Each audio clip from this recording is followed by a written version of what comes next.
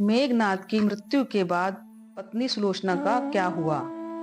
सुलोचना वासुकी नाग की पुत्री और लंका के राजा रावण के पुत्र मेघनाद की पत्नी थी। लक्ष्मण के साथ युद्ध में मेघनाद का वध हुआ। उसके कटे हुए शीश को भगवान श्री राम के शिविर में लाया गया था। अपने पति की मृत्यु का समाचार पाकर सुलोचना ने अपने ससुर रावण से राम के पास जाकर पति का शीश लाने की प्रार्थना की, किंतु रावण इसके लिए तैयार नहीं हुआ। उसने सुलोचना से कहा कि वह स्वयं राम के पास जाकर मेघनाद का शीश ले आए, क्योंकि राम पुरुषोत्तम हैं, इसलिए उनके पास जाने में उसे किसी भी प्रकार का भय नहीं करना चाहिए। रावण के महापराक्रमी पुत्र मेघनाद का वध करने की प्रतिज्ञा लेकर लक्ष्मण जिस समय युद्ध भूमि में जाने के लिए प्रस्तुत हुए, तब राम उनसे कहते हैं, लक्ष्मण, रण में जाकर तुम अपनी वीरता और कौशल से रावण के पुत्र मेघनाद का वध कर दोगे, इसमें मुझे कोई संदेह नहीं है। परंतु एक बात का विशेष ध्यान रखना कि मेघनाद का मस्तक भूमि पर कदापि नहीं गिरना चाहिए, क्योंकि मेघनाद एक नारी व्रत का पालक है और उसकी पत्नी परम पतिव्रता है। ऐसी साध्वी के पति का मस्तक अगर पृथ्वी पर गिर पड़ा तो हमारी समस्त सेना का ध्वंस हो जाएगा और युद्ध में विजय की आशा त्याग देनी पड़ेगी। लक्ष्मण अपनी सेना लेकर चल पड़े। समर भूमि में उन्होंने वैसा ही किया। युद्ध में अपने बाणों से उन्होंने मेघनाद का मस्तक उतार लिया, पर उसे पृथ्वी पर गिरने नहीं दिया। हनुमान उस मस्तक को रघुनंदन के पास ले आए। मेघनाद की दाहिनी भुजा आकाश में उड़ती हुई उसकी पत्नी सुलोचना के पास जाकर गिरी। सुलोचना चकित हो गई। दूसरे ही क्षण अत्यंत दुख से कातर होकर विलाप करने लगी, पर उसने भुजा को स्पर्श नहीं किया। उसने सोचा, संभव है यह भुजा किसी अन्य व्यक्ति की हो। ऐसी दशा में पर पुरुष के स्पर्श का दोष मुझे लगेगा। निर्णय करने के लिए उसने भुजा से कहा, यदि तू मेरे स्वामी की भुजा है तो मेरे पतिव्रत की शक्ति से युद्ध का सारा वृत्तांत लिख दे। भुजा में दासी ने लेखनी पकड़ा दी। लेखनी ने लिख दिया, प्राण प्रिय, यह भुजा मेरी ही है। युद्ध भूमि में श्री राम के भाई लक्ष्मण से मेरा युद्ध हुआ। लक्ष्मण ने कई वर्षों से पत्नी, अन्न और निद्रा छोड़ रखी है। वे तेजस्वी तथा समस्त दैवी गुणों से संपन्न हैं।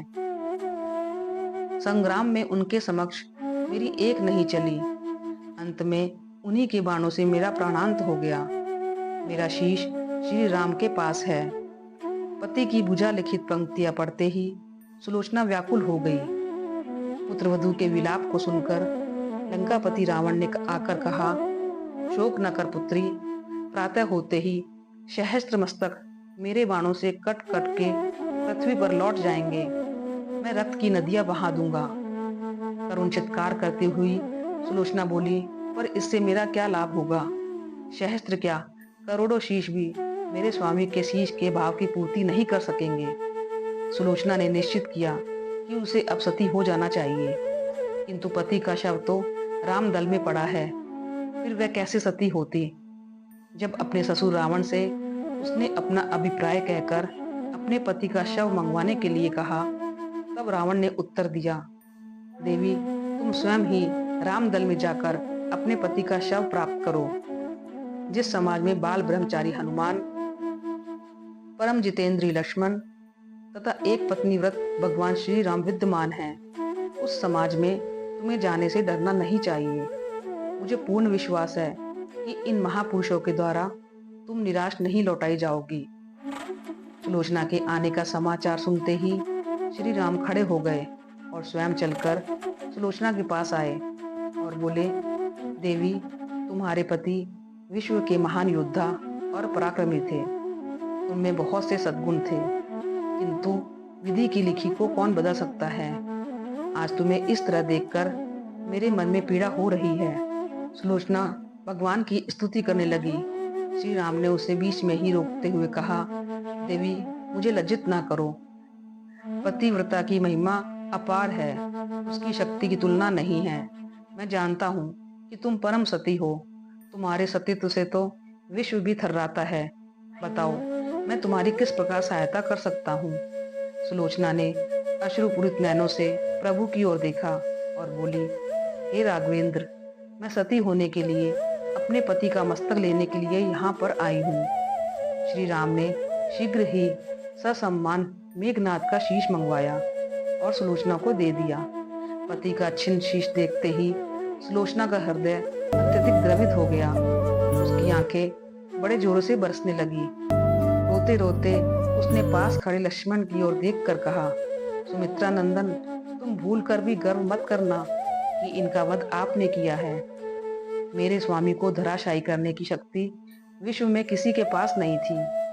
यह तो दो पतिव्रता नारियों का भाग्य था।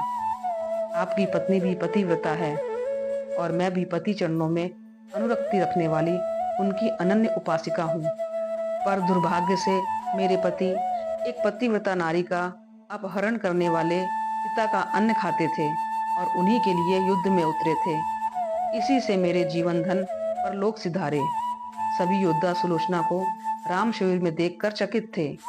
वे यह नहीं समझ पा रहे थे कि सुलोचना को यह कैसे पता चला कि उनके पति का शीश भगवान राम के पास है। जिज्ञासा शांत करने के लिए सुग्रीव ने पूछ लिया कि यह बात उन्हें कैसे ज्ञात हुई कि मेघनाद का शीश श्री राम के शिविर में है। सुलोचना ने स्पष्ट बता दिया, मेरे पति की भुजा युद्ध भूमि से उड़ती हुई मेरे पास चली गई थी, उसी ने लिखकर मुझे बता दिया। व्यंग भरे शब्दों में सुग्रीव बोल उठे, निष्प्राण भुजा यदि लिख सकती है, फिर तो यह कटा हुआ सिर भी हंस सकता है। श्री राम ने कहा, व्यर्थ बातें मत करो मित्र, पतिव्रता के महत्व को तुम नहीं जानते। श्री राम की मुखाकृति देखकर सुलोचना उनके भावों को समझ गई। उसने कहा, यदि मैं मन, वचन और कर्म से पति को देवता मानती हूँ, तो मेरे पति का यह निर्जीव मस्तक हंस उठे। सुलोचना की बात अभी पूरी भी नहीं हुई थी कि कटा हुआ मस्तक जोरों से हंसने लगा। यह देखकर सभी दंग रह गए। सभी ने पतिव्रता सुलोचना को प्रणाम किया। सभी पतिव्रता की महिमा से परिचित हो गए थे।